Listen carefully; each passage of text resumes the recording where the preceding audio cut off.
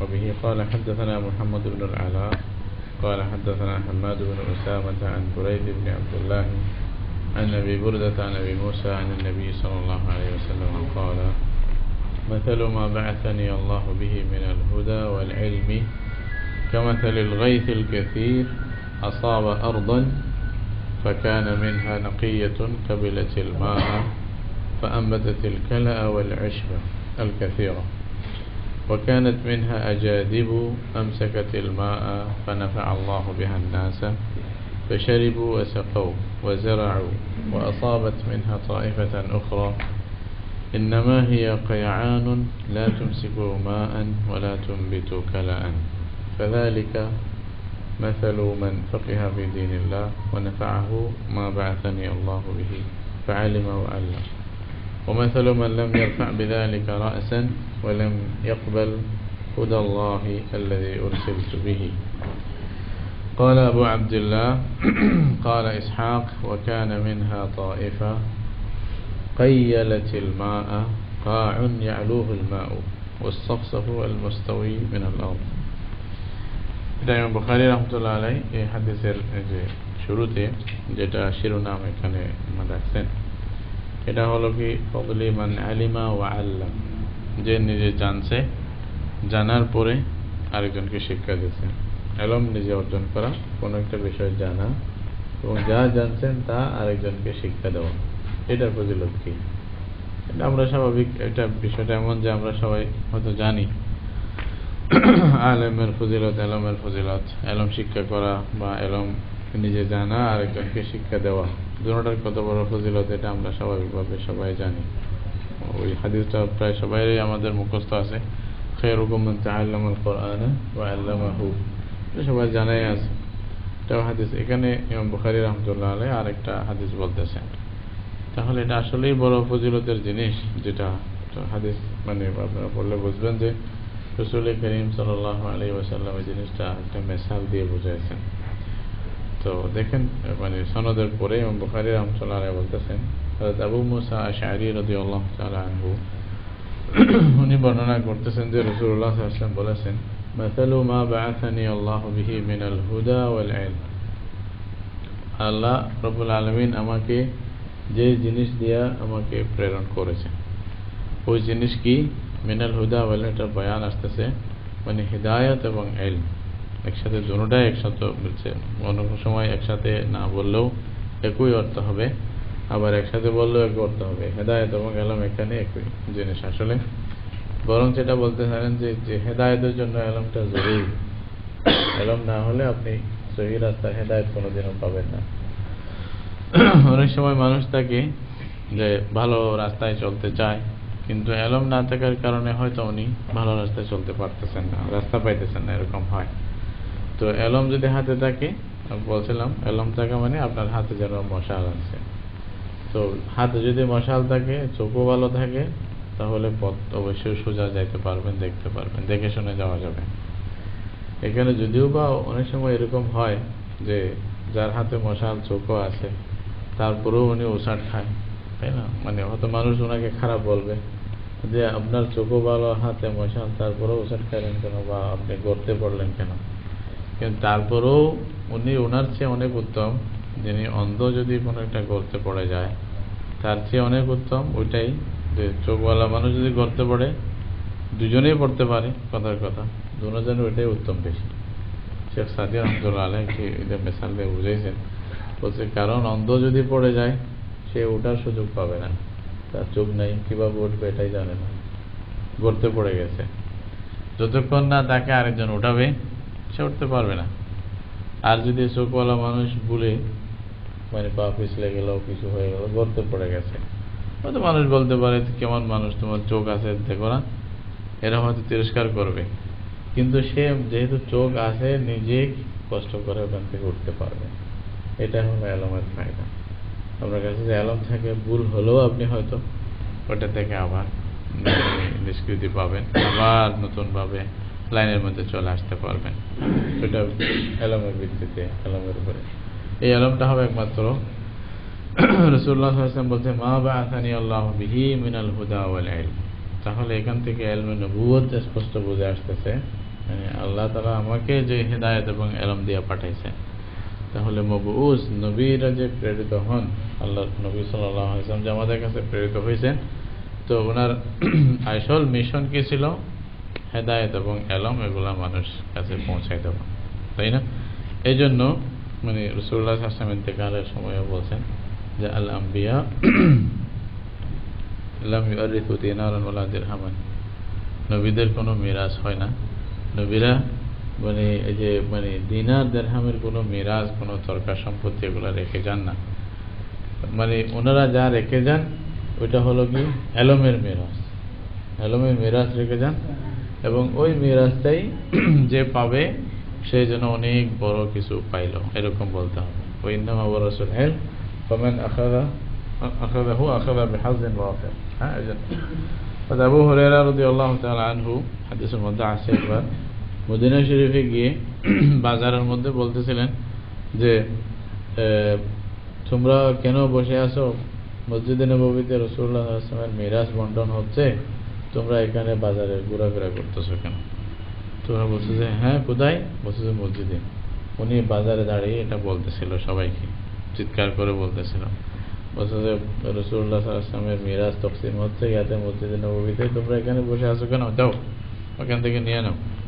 এখন অনেক লোক মানে দৌড়ায় আসার পরে দেখে যে এখানে কিছু লোক, এই যে আপনারা যেমন রকম বসছেন মানে দরজা বসছেন, এরকম কিছু লোকেরা বসে দিনই কথাবার্তা বলতেছেন, হাদিস একজন শোনাইতেছে আরেকজন শুনতেছে, এরকম হালকা হালকা হয়ে বসে দিনই কথাবার্তা বলতেছে। তো মানুষেরা আসিয়া দেখে দেখে এখানে তো কোনো মাল দৌলত কিছু নাই, কই মিরাজ বন্টন হচ্ছে। আবার একজন গিয়া আবু হুরায়রা জনকে বলছে, আবু হুরায়রা আপনি না বললেন যে ওখানে মিরাজ তকসিম হচ্ছে, কিছু মানুষ পাইতেছে, কই? কিছুই দেখি নাই। কিছু দেখো নাই? বলছে কই না, কিছু দেখলাম না তো। বলছে ওখানে একেবারে কিছু দেখো নাই? বলছে কিছু লোক বসে আছে এমনি কথাবার্তা, ওইটাই তো রাসূলুল্লাহর মিরাজ। বলছে আমি যে মিরাজ বলছিলাম ওইটাই রাসূলুল্লাহ মিরাজ, কি ইলমগুলি বন্টন করা হচ্ছে। তো এটাই হলো কি রাসূলুল্লাহ সাল্লাল্লাহু আলাইহি ওয়াসাল্লাম বলছে আমাকে যে হিদায়াত এবং ইলম দিয়া পাঠানো হয়েছে, তাহলে রাসূলুল্লাহ সাল্লাল্লাহু আলাইহি ওয়াসাল্লামের মবউস বিআসতের প্রেরণের আসল যে কারণ ছিল ওটা দুনিয়াকে ইলম দেওয়া। দুনিয়া জিহালতে ভরে গেছিল, অন্ধকারে ভরে গেছিল, পুরা মানে অন্ধকার ছিল চতুর্দিকে, মানে কোনো দিক মানে ঠিক ছিল না। আকীদার দিক বলেন, আমলের দিক বলেন, আখলাক দিক বলেন, মুআশিয়াতের দিক বলেন, সমাজ মানে যে দিক বলেন, মানে কোনো একটা ব্যবস্থা মানে সুন্দর ছিল না বা নিয়মমতে ছিল না, মানে মানবিক অবস্থার ভিতরে ছিল না, অমানবিক অবস্থায় সবকিছু চলে গিয়েছিল। এমন সময়ে রাসূল করিম সাল্লাল্লাহু আলাইহি ওয়াসাল্লাম এসে ওই মানুষকে আল্লাহর নূর এবং আল্লাহর জ্ঞানের ভিত্তিতে ওদেরকে ওখান থেকে টেনে মানুষের ইয়ার মধ্যে, কোলের মধ্যে নিয়ে আসছে, এদেরকে মানুষ বানাইছে। এই তো খোলাসা এটাই। তো এটা রাসূলুল্লাহ মেসাল দিয়ে বুঝাইতেছেন। এখানে মেসাল দিয়ে যেহেতু বোঝায়, তাহলে বোঝা গেল তালিমের একটা নিয়ম আছে। রাসূল করিম সাল্লাল্লাহু আলাইহি ওয়াসাল্লাম যে সমস্ত गाड़ी में जो ना अगर पासिंग गलत किया तो हवा निकाल देते हैं यहाँ पे, तो देख लें। একটু দেখে একটু নজর দিয়ে আসি। আচ্ছা, তো দেখেন, তো অনেক সময় মানে তালিম তারবিয়ত যেটা মানে নিয়ম আছে মানে শিক্ষা দেওয়ার, এটার একটা নিয়ম এটাও আছে যে আপনি মানে মেসাল বয়ান করে মানে ছাত্রদেরকে বা যারা মানে যাদেরকে সম্বোধন করতেছেন, যারা শ্রোতা, তাদেরকে বোঝানোর জন্য আপনি প্রয়োজনে মেসাল দিতে পারেন। এটাও একটা কোরআন হাদিসের একটা নিয়ম, মানে মানুষকে বোঝানোর জন্য। রাসূলুল্লাহ সাল্লাল্লাহু আলাইহি ওয়াসাল্লাম এখানে ওই পদ্ধতিটা অবলম্বন করছেন। সব জায়গায় খালি মানে মোটা মোটা কথা বলে দিলেও হয় না, কতগুলি কানুন জোরে সুরে মানে মাথার উপরে দাবাইলেও হয় না। অনেক সময় একটু মানে এদিক সেদিক চেঞ্জ করে বলতে হয়, অনেক সময় প্রশ্ন করে বলতে হয়। রাসূলুল্লাহ সাল্লাল্লাহু আলাইহি ওয়াসাল্লামের শিক্ষার নিয়ম কি ছিল, এটার উপর অনেক লেখালেখি হয়েছে। আমাদের এক শেখ শেখ আবু বকর আব্দুল ফাত্তাহ রাহমাতুল্লাহ আলাইহি, উনি কিতাব লিখছেন এটা সম্পর্কে, রাসূলুল্লাহ সাল্লাল্লাহু আলাইহি ওয়াসাল্লামের তালিমে মানে শিক্ষার নীতি কি ছিল বা নিয়ম নীতি কিরকম ছিল। ওনার কিতাবটা হচ্ছে আর রাসূলুল মুআল্লিম ওয়া আসালিবু তালিমিহি। একটা কিতাব আছে আরবিতে, বড়, কেউ পাইলে পড়িয়েন, খুব সুন্দর কিতাব, আসলে পড়া দরকার। যত পড়েন ততই জ্ঞান বাড়ে। একজন বলতে আর কি যে আপনি পড়লেই বুঝবেন যে আপনি কত বড় জাহেল। কারণ যদি না পড়ি যে আমি জাহেল, আমি যে জানতাম না, এটাই তো বুঝে আসবে না। এটা বোঝার জন্য অন্তত কিছু পড়তে হবে, তখন বুঝবে যে আরে আমি তো কিছুই জানতাম না, অনেক কিছু আছে। এই জন্য বেশি বেশি পড়া দরকার। যাই হোক, এটা একটা রাসূলুল্লাহ সাল্লাল্লাহু আলাইহি ওয়াসাল্লামের তালিমের একটা নিয়ম, মানে এভাবেই মানে তালিম দেওয়া যায়, শিক্ষা দেওয়া যায়, যে মেসাল বর্ণনা করে, কোন একটা দৃষ্টান্ত দিয়ে। এখানে রাসূলুল্লাহ সাল্লাল্লাহু আলাইহি ওয়াসাল্লাম একটা দৃষ্টান্ত দিলেন যে আমাকে যে হিদায়াত এবং ইলম দিয়ে আল্লাহ রাব্বুল আলামিন প্রেরণ করেছেন, পাঠাইছেন, এটার মেসাল কি, এটার একটা দৃষ্টান্ত কি, কামাসালিল গায়সিল কাসীর। তো রাসূলুল্লাহ সাল্লাল্লাহু আলাইহি ওয়াসাল্লাম বলতেছেন এটা হলো অনেকগুলো বৃষ্টির মতো। মনে করো অনেক বৃষ্টি মানে যেটা জমিনে আসতেছে, আসাবা আরদান। হ্যাঁ তাই, আল্লাহ একটু সরে দেন তাহলে।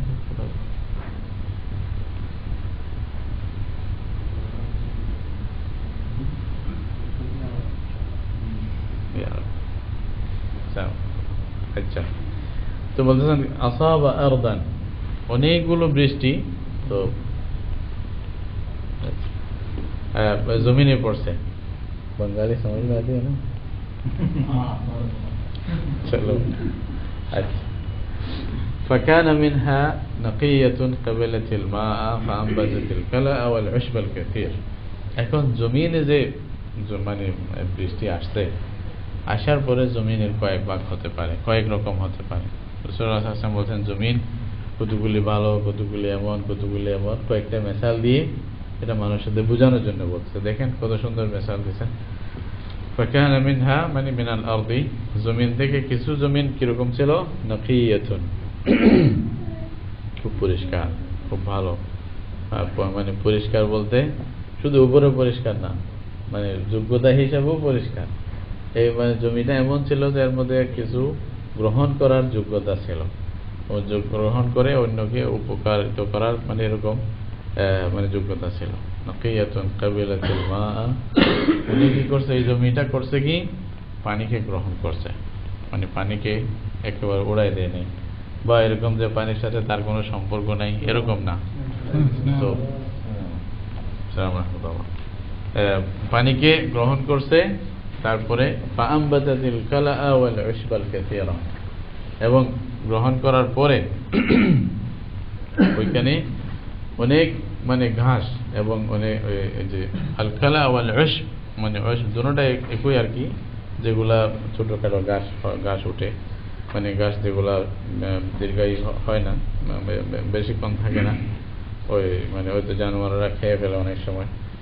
তো অনেক মানে পানি নিজে মানে পানিকে গ্রহণ করলো জমিনের টুকরাটা, এবং তারপরে অনেকগুলি ঘাস ইত্যাদি এগুলা মানে বের করলো, ছোট ছোট আর কি। তো উদ্ভিদ তো অনেকগুলি বের করলো, তারপরে এটার দ্বারা হলো কি, মনে করেন নিজেও উপকৃত হলো, আরেকজনকেও উপকৃত করলো।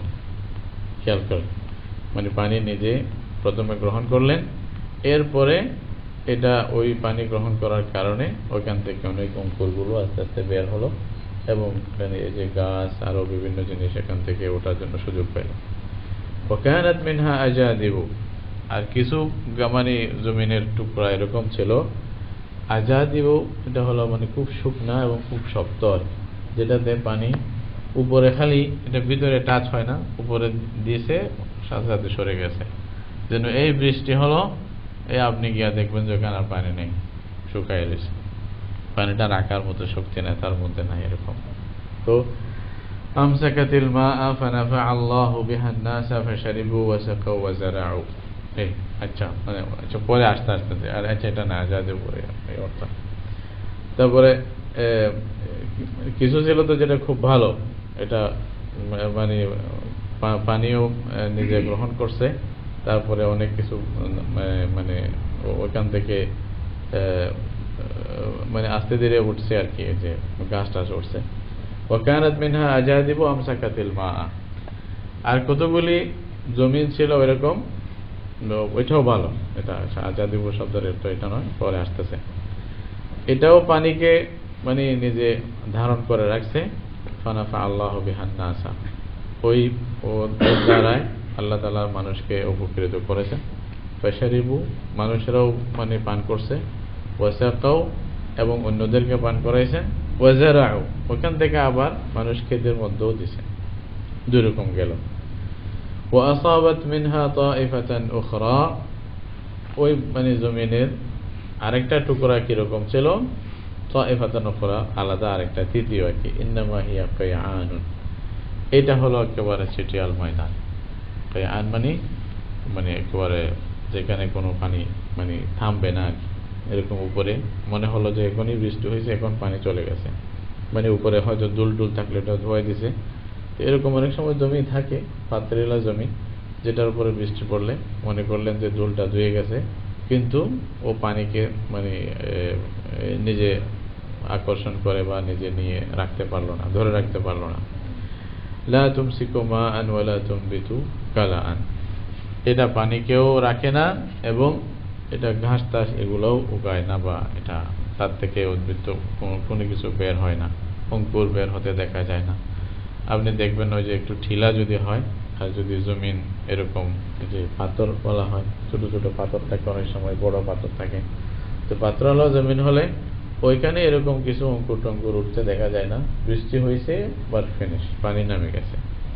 অনেক সময় দেখা যায় ওয়াদি, একটু ঢাল আর কি নিচের দিকে, ওইখানে পানি জমে থাকে। তো পানি জমে থাকলে হয় কি, জমিনের নিজেরও ফায়দা হয়, মানুষ ওখানে মানে যে জানোয়াররা আসিয়া পানি পান করতে পারে, এরকম ভাবে প্রত্যেকটা সুবিধা হয়। এই তিনটা মেশাল দিয়ে এখানে মানে রাসূলুল্লাহ সাল্লাল্লাহু আলাইহি ওয়াসাল্লাম পরে মানে এটা মানে কিরকম হবে একটা আরেকটার সাথে আবার বোঝাচ্ছে। দেখ বলতেছেন, فذلك مثل من فقه في دين الله ونفعه ما بعثني الله به فعلم وعلم, এটাই হলো মিসাল। বলছে যে মানে ফিকহ ফি দ্বীন, আল্লাহর দ্বীনের ব্যাপারে মানে জ্ঞান অর্জন করেছে এবং মানে বুঝ মানে গ্রহণ করার জন্য চেষ্টা করেছে আল্লাহর দ্বীনের জন্য, মানে আল্লাহর দ্বীন যে মানে তোমাদের কাছে আসছে এটা মানে বোঝার জন্য, জানার জন্য যে চেষ্টা করেছে, এবং ওয়ানাফাআহু, এবং তাকে নিজে প্রথমে তার উপকার হয়েছে, মা বাআসানি আল্লাহু বিহি, যা আল্লাহ রাব্বুল আলামিন আমাকে যে জিনিস দিয়ে পাঠাইছেন ওই জিনিস তার উপকারে এসেছে। মানে এলম এবং হেদায়েত প্রথমে তার উপকারে আসছে, সে নিজে হেদায়েতের মধ্যে আসছে, সে নিজে জানতে পারছে দ্বীনের ব্যাপারগুলো কি। এবং ومثل من لم يرفع بذلك رأسا ولم يقبل هدى الله الذي أرسلت به, এখানে মানে পরে আসিয়া দুইজনের কথা বলতেছে দুই রকম। আর এটা ওই লোকের মিসালও এরকমই, যে মান লাম ইয়ারফা বিযালিকা রাসান, যে এদিকে মানে মাথা উঠে দেখে নাই, মানে এদিকে মাথা উঁচু করে নাই, মানে কি এদিকে মানে খেয়ালই করে নাই, বুকপ করে নাই। এই যে জ্ঞান আসতে আল্লাহর পক্ষ থেকে রাসূলুল্লাহ সাল্লাল্লাহু আলাইহি ওয়াসাল্লাম নিয়ে আসতেন, হেদায়েত নিয়ে আসতেন, মানে এলম নিয়ে আসতেন, এইদিকে উনি চোখ তাকায় মানে মাথা ওঠায় দেখে নাই, মোটেও মাথা উঠায় দেখে নাই, মানে কি খেয়াল করে নাই, পড়ে নাই, বা মানে ওটা জানার জন্য চেষ্টাও করে নাই। ওয়ালাম ইয়াকবাল হুদাল্লাহি আল্লাযী উরসিলতু বিহি, এবং আল্লাহর হেদায়েত যেটা দিয়ে আমি প্রেরিত হয়েছি, মানে যেটা আমি নিয়ে এসেছি, ওইটা সে কবুল করে নাই, গ্রহণ করে নাই। তাহলে যে আল্লাহর হেদায়েতকে গ্রহণ করলো না, তার মিসাল হলো ওই মাটির মতো, মাটির ওই টুকরার মতো, যে টুকরার মধ্যে বৃষ্টি আসছে কিন্তু সে নিজে পানিকে রাখতে পারেনি, এবং তার দ্বারায় নিজেরও ফায়দা হয় নাই, অন্য কারো ফায়দা হয় নাই। কোনো একটা মানে উদ্ভিদ ওখান থেকে যে মানে জাগ্রত হবে, উঠবে বা জন্ম নেবে, অথবা অঙ্কুর ওখানে যে প্রসারিত হবে, এরকম কোনো সুযোগ হয় নাই। আর যে এই দ্বীনকে গ্রহণ করবে, যে দ্বীনের মানে শিখছে বা শেখার জন্য চেষ্টা করছে, সে হয়েছে কি নিজেও শিখছে, আরেকজনকে শিক্ষা দিছে। এটা হলো ওই মানে মাটির টুকরার মতো, যে পানি গ্রহণ করার সাথে সাথে তার থেকে অনেক অনেকগুলো মানে উদ্ভিদ ওখান থেকে মানে আস্তে ধীরে মানে হতে থাকছে, এরকম ভাবে ঘাস উঠছে ওখানে, এরকম ভাবে মনে করেন পানি জমা হওয়ার কারণে মানে জানোয়ারেরা পানি পান করতে পারছে, মানুষেরা পানি পান করতে পারছে, এরকমভাবে মানে তার নিজের উপকার হয়েছে, মানুষের উপকার হয়েছে, ওখান থেকে মানুষেরা খেতিতে দিয়েছে। তো অনেক সময় দেখা যায় এটা ওই যে হয়তো যেখানে পানি বেশি এখানে হয়তো বোঝা যাবে না, আরবে যখন আগের জমানায় ছিল তখন যেখানে ঢাল যেখানে জায়গা নিচে আর কি মনে করেন একটা কূপের মতো বা পুকুরের মতো হয়ে যায়, পানি যখন বেশি উপরে বৃষ্টি হয় তখন এক পাশে দেখা যাবে যে অনেক পানি জমা হয়ে থাকে। বাহরাইনে এখনো দেখা যায় এত উন্নতির পরেও।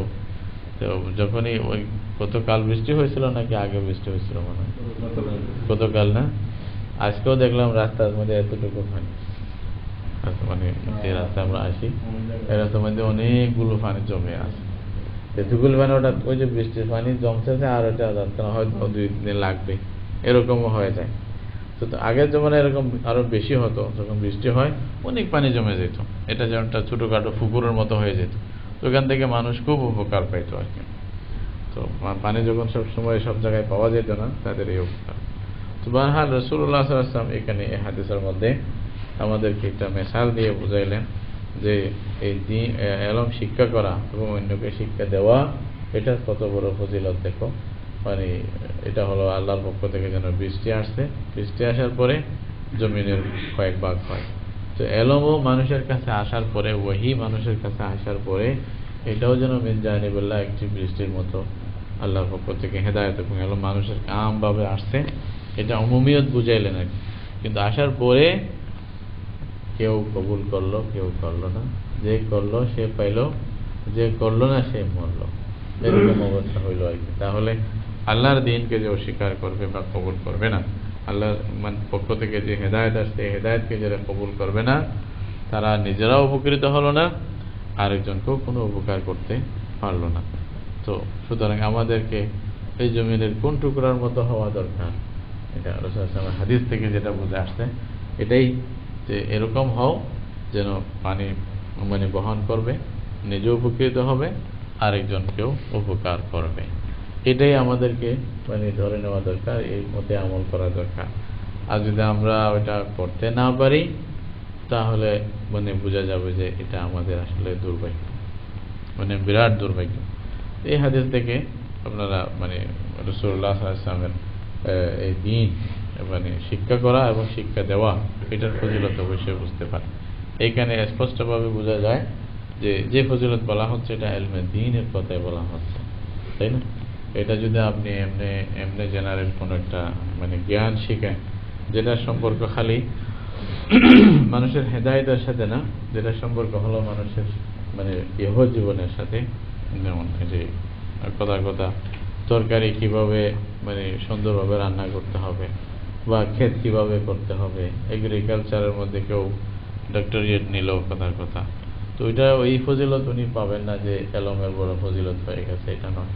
হ্যাঁ, তবে হয়তো উনি যদি নিয়ত ভালো থাকে হয়তো সওয়াব পাবেন উনি। ওনার যদি নিয়ত থাকে যে খেদমতে খালক করবো আমি এটার মাধ্যমে, এই ওসিলার মাধ্যমে, হয়তো উনি আল্লাহর কাছে সওয়াব পাইতে পারেন এই আমলের কারণ। কিন্তু বিজাতিহি বেআইনিহি যে ইলম আছে ওই ইলমের কারণে উনি ফজিলত পাবেন না। এই ইলম একমাত্র ফজিলত পাবেন যে ইলমে দ্বীনের মাধ্যমে, ওইটার ফজিলতটা ভিন্ন জিনিস। আর যদি দুটোটা মিলে যায় তাহলে তো শোনাই সোহাগা হয়ে গেল, আরো সুন্দর অনেক কত বড় জবরদস্ত হয়ে যাবে। তো হাদিসের পরে এখানে মানে কয়েকজনের শব্দ ভিন্ন আছে, কেউ কাবিলাতিল মার জায়গায় কেউ কাইয়ালাতিল মা বলছে। তো কাইয়ালাতিল মার অর্থ হচ্ছে কাউনি আলুহুল মা, মানে এমন একটা গর্ত যেটার উপরে পানি উঠে গেছে এরকম বলতে পারে। ও সাফ বলছে আল মুস্তাওয়ি মিনাল আরদ, ওই যেটা কায়ান বলছে, কায়ানের জায়গায় সাফ শব্দ বলছে, মানে এটা একেবারে সমতল, এখানে পানি আর থাকছে না, মানে এরকম মানে এমন অবস্থা যে পানি নিচে চলে যাচ্ছে সবকিছু। তো বারহাল এই হাদিস থেকে যেটা বলা উদ্দেশ্য ছিল বুখারী রাহমাতুল্লাহ আলাইহি, এটা হলো ইলম শিক্ষা, এটাও ফজিলত, এবং ইলমকে শিক্ষা দেওয়া আরেকজনের কাছে পৌঁছানো এটাও বড় ফজিলত, যেটা রাসূলুল্লাহ সাল্লাল্লাহু আলাইহি ওয়াসাল্লাম মানে এই হাদিসের মাধ্যমে আমাদেরকে আপনাদের সবাইকে মানে বললেন। এরপরে আর দুইটা হাদিস ছোট ছোট এটা বলে দিই। এখানে বলতেছেন বাবু রাফিউল ইলমি ওয়া যুহুরিল জাহলি, আরেকটা জিনিস বলছে, এমন সময় আসবে যে আল্লাহ রাব্বুল আলামিন এলম উঠাই নেবেন এবং জাহালত বেড়ে যাবে, এলম দুনিয়া থেকে চলে যাবে। এলম স্বাভাবিক, এলম এবং জাহাল, হ্যাঁ, মানে জ্ঞান এবং মূর্খতা একটা একটার বিপরীত। যেখানে জ্ঞান নেই এখানে মূর্খতা, জাহালত তো থাকবেই, লা ইলমি। তো একটা চলে যাওয়া মানে আরেকটা বেশি বেড়ে যাওয়া। وقال ربيعة لا ينبغي لأحد عنده شيء من العلم أن يضيع نفسه। এটা রাসূল সাল্লাল্লাহু আলাইহি ওয়াসাল্লাম যেটা বলছেন এলম চলে যাবে, এটার মানে এই নয় যে আমরা এলমকে বিদায় দেওয়ার জন্য তৈরি হয়ে যাই, আমরা সবাই মিলিয়া বসে মা সালামা তুমি যাও এরকম বলি, এরকম না। এটা বলার উদ্দেশ্য কি, তোমরা এলমকে আঁকড়ে ধরার চেষ্টা করবে সবসময় যেন যাইতে, কারণ এমন সময় আসবে যে এলম যাওয়া শুরু করবে, তখন তোমরা পাবে কোথায়। তো এক হাদিসের মধ্যে, এখানে যদি বুখারীর মধ্যে ওটা আনেন নাই, আর এক হাদিসের মধ্যে এটা তাফসীল আছে কিভাবে এলম দুনিয়া থেকে চলে যাবে। ইন্নাল্লাহা ইয়াকবিদুল ইলমা লা ইয়ানতাজিহু ইনতিজাআন। আল্লাহ এলমকে নিয়ে নেবে, মানে উঠাই নেবে। কিরকম বলতে, এরকম মানুষের চিনা থেকে ছিনিয়ে নিবে যে তা না, বরং ওয়ালাকিন ইয়াকবিদুহু বিকবদিল উলামা, বড় বড় আলেম দুনিয়া থেকে চলে যাবে, যার কারণে এলম আস্তে ধীরে কমে যাবে, এলমগুলো কবরের মধ্যে চলে যাবে। আসলেও দেখা যায় যত আলেম উম্মতের মধ্যে ছিল, আস্তে ধীরে যারা গেছে তার জায়গা ক্ষতিপূরণ করার মতো কেউ আর নাই। যখনই আলেম চলে যাওয়া মানে আমাদের বিরাট দুর্ভাগ্য। এটা আসলে মানে ওদের জন্য না, আমাদের জন্য দুর্ভাগ্য, কি আমরা তো অন্ধকারে নিমজ্জিত হয়ে যাচ্ছি। তো সুতরাং আলেমরা যত থাকবে এলমের প্রসার তত হবে, মানুষ জ্ঞান শিখবে, আল্লাহর দ্বীন চতুর্মাঝে মানে প্রচারিত হবে। আর আলেমরা যদি না থাকে তো তখন রাসূলুল্লাহ সাল্লাল্লাহু আলাইহি ওয়াসাল্লাম বলছেন, তখন পরে হবে কি, ইত্তাখাযান নাসু রুউসান জুহালান, মানুষ কতগুলি জাহেল ব্যক্তিদেরকে নিজের শাসক এবং নিজের মানে সবকিছু হত্যাকর্তা বানায় ফেলবে, এদেরকে রইস বানাই দিবে, আমির বানাই দিবে, এদেরকে বাদশাহ মানে শাসন মানে ভাত তাদের হাতে দেবে। তখন কি বলবে, ফাসুইলু বিগাইরি ইলমিন ফাআফতাউ, মানে ফাসুইলু ফাআফতাউ বিগাইরি ইলমিন ফাদাল্লু ওয়া আদাল্লু। তারা করবে কি, তাদেরকে যখন জিজ্ঞাসা করা হবে এলম ছাড়া তারা ফতোয়া দেবে। যেটা ফিতনা আমরা আজকে দেখতেছি, বর্তমানে দেখা যায় যে ফতোয়াকে মনে করে যে এটা কোনো বিষয়ই না, এটা কি, এটা কোনো একটা বিষয়। অথচ ফতোয়া দেওয়া এত সহজ ব্যাপার নয়, এটা আল্লাহর দ্বীন। এত বেশি কঠিন ছিল, ইমাম মালিক রাহমাতুল্লাহ আলাইহিকে কেউ যখন জিজ্ঞাসা করছিলেন একটা বিষয়ে, যে ছোট একটা বিষয়ে জিজ্ঞাসা করছিলেন যে হুজুর এটা আমাকে একটু বলেন, তো ইমাম মালিক রাহমাতুল্লাহ আলাইহি সোজা বললেন যে লা আদরি, আমার জানা নাই। সোজা বলে দিয়েছেন আমার জানা নাই। তো বলছে যে আপনার জানা নাই? তো উনি অবাক হয়ে বললেন যে আপনার যারা শাগরিদ, ছোট ছোট শাগরিদ, আপনার ছোট ছোট শাগরিদ গুলা এর চেয়ে বড় মাসালা এমনি চুটকিতেই বলে দেয়, আপনি ছোট একটা জিনিস বলতেছেন লা আদরি। ইমাম মালিক খুব রাগ হয়েছেন, রাগ হয়ে বলছেন তুমি আমার মজলিস থেকে বের হয়ে যাও। বলছে তুমি কি আমাকে জাহান্নামে নিয়ে যাইতেছ? জাহান্নামে নিয়ে যেতে? আমি বললাম আমি জানি না, আমাকে কেন বাধ্য করতেছ বলার জন্য? জানি না, হয়তো আমার শাগিরে জানতে পারে, আমি জানি না, এখানে আবার আমার জোরাজোরি কিসের? এটা হলো কি দায়িত্ববোধ, দ্বীনের দায়িত্ববোধ। মালিক রহমতুল্লাহ আলাইহি এটা কি বলতে পারতেন না?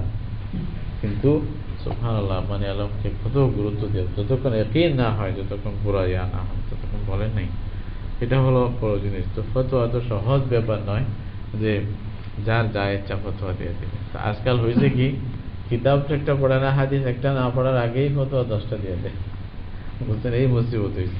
আগের জমানা হয়েছে কি 100টা পড়ার পরে একটা ফতোয়া দিতে ভয় পাইতো। 100 হাদিস পড়ছে অনেক, হ্যাঁ, মানে অনেক পড়ার পরেও একটা ফতোয়া দিতে খুব ভয় হতো। আরে আমি কি বলতেছি, বললাম না আব্দুল্লাহ ইবনে মাসউদ রাদিয়াল্লাহু তাআলা আনহু রাসূলুল্লাহ সাল্লাল্লাহু আলাইহি ওয়াসাল্লামের একেবারে পাশেই থাকতেন। উনার মধ্যে একজন বড় সাহাবী, উনি বলতেছেন যখন ক্বালা রাসূলুল্লাহ বলতেন সাল্লাল্লাহু আলাইহি ওয়াসাল্লাম, ওনার গর্দানের শারক মোটা হয়ে যেত, ফুলে যেত ভয়ে, আমি কি বলতেছি। তাহলে এটা খুব গুরুত্ব, এত মানে ছোট ব্যাপার না। তো এই সময় আসলেও দেখা যায় যে এমন সময় আসবে যখন এলম চলে যাবে এবং জাহাল চতুর্পাশে আসবে, যা এই যে মানে মানুষ আরেকজনের শত্রুতা করতেছে, এটার পিছনে বড় কারণ হলো জাহাল। আন্নাসু আদাউন লিমা জাহিলু, যা জানে না তার শত্রু হয়ে যায়। তো এটাই আসলে আমরা দেখতেছি আজকে, মানে যারাই মানে খুব বিশোধাগার করতেছে ইমামদের বিরুদ্ধে, অনেকে মানে দেখা যায় বড় বড় আলেমদের বিরুদ্ধে, এটা না জানার কারণে শত্রু হয়ে বসে আছে। সে যে নিজেই বুঝতেছে না যে আমি জানি না, এটা বড় একটা ফিতনা আর কি। তো ইমাম রবিআতুর রায় বড় তাবিঈ ছিলেন, উনি বলতেছেন বলছে লা ইয়ানবাগি লি আহাদিন ইনদাহু শাইউম মিনাল ইলম, যদি কারো কাছে কিছু ইলম থাকে, দেখেন আলেমদের দায়িত্ব কি, যার কাছে ইলম আছে তার একটা দায়িত্ব কি, আন ইউদাইয়া নাফসাহু, নিজেকে বরবাদ করে দেওয়া, এটা ওনার জন্য জায়েজ হবে না। তাহলে এখানে আলেমদেরও দায়িত্ব আছে। আপনি যদি কিছু শিখেন তাহলে আপনি যতটুকু সম্ভব একটা হালকা বানিয়ে আরেকজনকে পৌঁছার চেষ্টা করুন।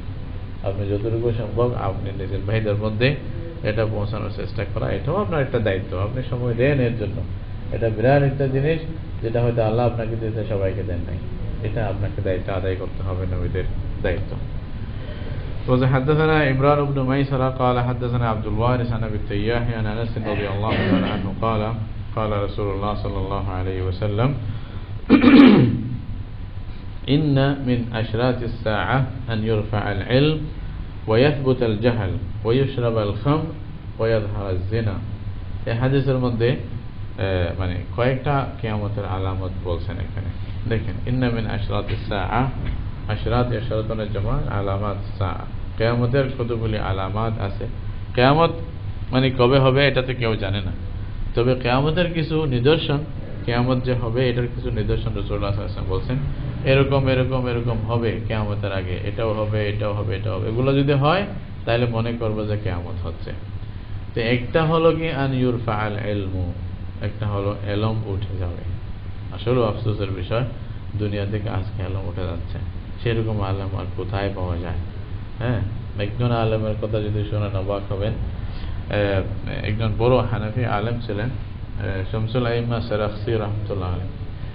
ওনার ব্যাপারে ওনার জীবনীতে লেখা আছে, ওনাকে ইরাকের মধ্যে তখন খাকান ছিল বড় জালেম বাদশাহ, তো উনি ওনাকে গ্রেফতার করছিলেন, এবং গ্রেফতার করে তখনকার নিয়ম ছিল ওই একটা কূপ করে, কূপের ভিতরে ওনাকে মানে গ্রেফতার করে কয়েদি হিসেবে রেখেছিলেন।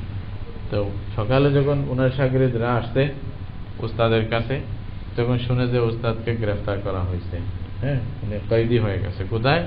বলছে অমুক গর্তের ভিতরে ওনাকে রাখা হয়েছে। এখন একটা মানুষকে যদি গর্তের ভিতরে রাখে, উনি তো আর কিতাব নিয়ে যাবে না সাথে, এটা নেওয়া যাবে, কয়েদি উনি কিছু নিয়ে যেতে পারেন, এমনিই চলে গেছে। তো শাগিরদরা গিয়া হুজুরকে দেখতেছে, এখন উপরে মানে কূপের পাড়ের মধ্যে ওরা মানে দাঁড়াইছে, দেখতেছে হুজুরের কি অবস্থা, সালাম করছে। তো সালামের জবাব দেওয়ার পরে বলতেছে, তোমরা খাতা কলম নিয়ে আসছো? সুবহানাল্লাহ, উনি কয়েদি। এবার শাগিরদরা যখন আসতে বলছে যে খাতা কলম নিয়ে আসতো ওইখান থেকে, বলছে হুজুর আনছে, বলছে লেখো, আর কোনো কথা নেই।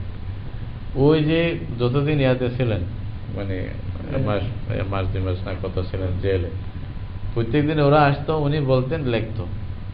ওই যে লেখছে ওই কিতাবটা একটা ফিকহের মধ্যে গুরুত্বপূর্ণ রেফারেন্সের একটি কিতাব হয়ে রয়েছে, যেটা সূত্র হিসেবে ব্যবহার করা হয়। ওই কিতাবের নাম হলো আল মবসুত। আল মবসুত ওই কিতাবটা এত বড় বড়, প্রায় 30 খণ্ডে এটা মানে প্রকাশ হয়েছে, এত বড় বড় 30 খণ্ড। হ্যাঁ, সুবহানাল্লাহ। দেখেন, আমি মানে পড়ে দেখে তো অবাক হয়েছি যে এই কিতাব উনি কিছু ছিল না, কিন্তু আপনি বললেন এমনি বলে নেই, প্রত্যেকটা মশলার মধ্যে কোরআন হাদিস এবং ওইটা আবার আরেকটা খণ্ডন। অবাক লাগে, আল্লাহ কি দিয়েছিলেন এদেরকে, কতগুলি ইলম ছিল। উনি এটা ইমাম শামসুল আইম্মা সারাখসি রাহমাতুল্লাহ আলাইহি এটা বলেছিলেন যে আমার 12,000 ছোট ছোট রাসায়েল, ছোট ছোট আরবি রাসায়েল, 12,000 মুতুন আমার মুখস্থ আছে। 12,000, আল্লাহু আকবার। ইমাম শাফি রাহমাতুল্লাহ আলাইহির ব্যাপারে কেউ বলছিলেন যে ওনার মানে 4,000 মুখস্থ আছে। তো উনি বলছেন যে আমারগুলো বললে ইমাম শাফি রাহমাতুল্লাহ আলাইহিকে যাকাত দিতে হবে। তো বলতে আমার 12,000 মুখস্থ আছে। আল্লাহু আকবার, কি ছিল এরা, তাই না? তো ওই রকম আলেম আপনি আর কোথায় পাবেন, কয়জন পাবেন? এখন তো আমাদের এলম হলো কিতাবের মধ্যে, ওয়া ইলমুকা ফিল বাইতি মুস্তাউদাউ, বলছে এরকম যে হ্যাঁ দেখিয়া বলবো। আমরা এরকম হয়ে গেছে। এখন কিছুদিন বলছেন দেখিয়া বলার এই যোগ্যতাও থাকবে না, দেখিয়া যে বলে বুঝবো, হয়তো সেই যোগ্যতাটাও হারিয়ে ফেলতে পারি, ঠিক না? ওটাও হারাতে বসছি আমরা অনেকেই, হয়তো পড়ি বুঝি না কি বলতেছে, যেটাই অনেক সময় উল্টা বুঝি, আল্লাহ মাফ করুক। হাল এইসব কিছু হচ্ছে মানে হচ্ছে কি মানে আলামাত আস্তা রফিউল ইলম, এটাই আপনি বুঝতে পারেন যে এলম উঠানো উঠাই নেওয়া হবে। আচ্ছা, যেহেতু এলম উঠাই নেওয়া হবে, এলমের পরিবর্তে জাহাল এটা মানে সব জায়গায় বিস্তার করবে, জাহালত আসবে, আসছে না? জাহালত হয়ে যাচ্ছে সব জায়গায়, মানে এলম নাই তো জাহালতে আসবে। ওয়াইশরাবাল খামরু, এই যে দেখেন রাসূলুল্লাহ সাল্লাল্লাহু আলাইহি ওয়াসাল্লাম যেটা বলছেন, যেন দেখিয়া বলতেছিলেন, মানে শরাব পান করা হবে, মানুষেরা শরাব পান করবে। কেমন পান করছে মানুষেরা শরাব? মানে ওর নাম চেঞ্জ করে দেবে, কেউ বলবে যে হুইস্কি, আর কেউ হুইস্কি, কত রকমের নাম দিবে আপনাকে বলতে। মানে সুইজারল্যান্ডের একটা ঘটনা শুনছিলাম, এক আরব গেছে, ওখানে মানুষটা ভালো ছিল, তো উনি মানে হোটেলে উঠছে, হোটেলে যখন উঠছে খানা খাইতে যাবে গেছে, তো মানে যারা ওয়েটার আছে ওরা আসে বলতেছে আপনি কি নেবেন, হুইস্কি নেবেন নাকি আর কি নেবেন? বলছে কি হুইস্কি? বলছে আমি এগুলো নেব না। তো আরো অনেক নাম যারা ছিল শরাবের বিভিন্ন নাম বলছে, বিভিন্ন মডেল, বিভিন্ন ডিজাইন বলছিল। বলছে না না না, এটা না, আমি খানা খাবো কিছু হালাল কিছু থাকবে। তো পরে জিজ্ঞাসা করতে একজন আসিয়া, আপনি কি মুসলমান নয়? বলছে কেমন? বলছে আমি তো মুসলমান। বলছে না না, আমার বিশ্বাস হচ্ছে না। বলছে কেন? বলছে আমার এই হোটেলে যত মুসলমান হয়ে আসছে সবাই শরাবের অর্ডার, আপনি একজন ব্যক্তি শরাবের অর্ডার দিলেন না, তাই মনে করলাম হয়তো আপনি মুসলমানই না। কি উল্টা পরিচয়! এটা কেন হচ্ছে? নাউজুবিল্লাহ, শরাব আম হয়ে যাচ্ছে। আর শরাবকে মনে রাখবেন, শরাব হলো কি উম্মুল খাবায়েস, সমস্ত মানে খবিস কাজের ফিতনা মেন গোড়া হলো শরাব। সুতরাং মানে এই শরাব আম হয়ে যাবে, যেটা আমরা রাসূলুল্লাহ সাল্লাল্লাহু আলাইহি ওয়াসাল্লাম বলছেন আম হয়ে যাচ্ছে। তো যাই হোক, ওয়াজহারা জিনা, আরেকটা যেটা আলামত হলো কিয়ামতের, এটা হলো কি জিনা, মানে জায়গা শেখ আপনি চলে আসেন, মানে জিনা আম হয়ে যাওয়া, একটু পরে ইনশাআল্লাহ শেষ করতেছি। তো জিনা আম হয়ে যাওয়া এটাও দেখেন, এক হিসাবে দেখতে গেলে আপনারা যদি চিন্তা করেন তাহলে দেখবেন যাকে আমরা জিনা মনে করি, বেবিচার আর কি, কোনো মানে অবৈধভাবে মহিলা পুরুষ মিলিত হওয়া যেমনি হোক, যেটাকে আমরা হাকিকি মানা হিসেবে জিনা মনে করি, ওইটা আম হয়ে যাওয়া যদি বলি, তাও আজকাল দুনিয়াতে স্পষ্ট, তাই না? মানে আজকের বিশ্বে এমন স্পষ্ট যেটা বলে শেষ করা যায় না। আমাকে এক আলেম বাহরাইনের, যে শেখ আলী মতার, ওরা চেনেন মনে হয় অনেকে, শেখ আলী মতার এক ঘটনা বলছিলেন এক সময়, দুঃখ করে বলছে আমার এক সময় ঘরে মেহমান আসতে বেশি, তা আমি কি করব, একটা রাত্রে মানে রাত্রি যাপনের জন্য হোটেলে গেলাম। বলছে হোটেলে, বলছে আমি কি বলবো, কোন মুখে আপনাদেরকে বলবো, ঘুমাইতে পারে না রাত্রে। বলছে কেন? বলছে কিছুক্ষণ পরেই একটা টেলিফোন আসে, আমাকে আসতে হবে, আবার কিছুক্ষণ পর অনেকে দরজায় আসে আর টুক্কা মারে যে কোনো দরকার আছে, অনেক সব মহিলারা, মানে এইভাবে অবস্থা হচ্ছে। আর যেগুলা বিদেশে আছে, অন্য দেশে, ইউরোপিয়ান দেশে, যেখানে ইসলামিক কালচার নাই, ইসলামী নিয়ম নাই, এগুলো তো আছেই, কিভাবে যেন আম হয়ে যাচ্ছে না, তো মানে বলে শেষ করা যাবে না। মানে সেই দিন শুনলাম, মানে ইউরোপের কোন এক মানে পরিবারের, মুসলিম পরিবারের ছেলে, তো সে মানে একজন যুবক ছেলেকে নিয়ে আসিয়া বাপকে বলতেছে আমি ওকে বিয়ে করবো। এখন হুজুরের কাছ থেকে বা মানে যে জজ আছে, জজের কাছ থেকে এটা অনুমতি, পারমিশন নেওয়ার জন্য আসতেছে, এবং বাপকে বলতেছে আমি একে বিয়ে করবো, এটা কোর্টে গিয়ে। সেই বাপ মানে বেহুশ হয়ে গেছে, এটা কি শুনলাম। এটা আসলে পরিবেশ এমন যে হয়েছে, জানার এমন কসরত হয়েছে, নাউজুবিল্লাহ, মানে আল্লাহর গজব আসার জন্য এটা যথেষ্ট। তারপরেও আল্লাহ রাব্বুল আলামিন মানে সমূলে বিনাশ করতেছেন না, এটা রাসূল করিম সাল্লাল্লাহু আলাইহি ওয়াসাল্লামের ওসিলায়। এবং কিছু দায়ী দুনিয়াতে এখনো আল্লাহ আল্লাহ করে কান্না করতেছে বা ইস্তেগফার করতেছে। শেষ রাত্রে আমি আপনি না কাঁদলেও হয়তো অনেক আল্লাহর বান্দারা আছে যারা চোখের পানি ফেলতেছে এবং ইস্তেগফার করতেছে, ওদের উসিলায় আল্লাহ আমাদের বাঁচাইতেছে। এটাই হচ্ছে নেওয়ার কথা। এই হলো রাসূল করিম সাল্লাল্লাহু আলাইহি ওয়াসাল্লাম বলছেন যে এমন জামানা আসবে তখন এলম উঠাই নেওয়া হবে। তাহলে তখন আমরা যেন এলমকে আরো বেশি জোরে সোরে আঁকড়ে ধরি। এলম প্রচারের যত মাধ্যম আছে সবগুলো দিয়ে আমরা চেষ্টা করি এলমকে ধরে রাখার জন্য, কারণ এলম চলে যাওয়াটাই আমাদের বদনসিবের জন্য, বদবখতের জন্য যথেষ্ট। সুতরাং এলম যদি না থাকে সবাই অন্ধকারে চলে যাব, গরু ছাগলের মতো যে যেদিকে ইচ্ছা আমাদের নিয়ে যেতে পারবে। সুতরাং এলমকে ধরে রাখার জন্য আমাদের সবাইকে চেষ্টা করতে হবে। আল্লাহ রাব্বুল আলামিন আমাদেরকে তৌফিক দান করুক। আলহামদুলিল্লাহ।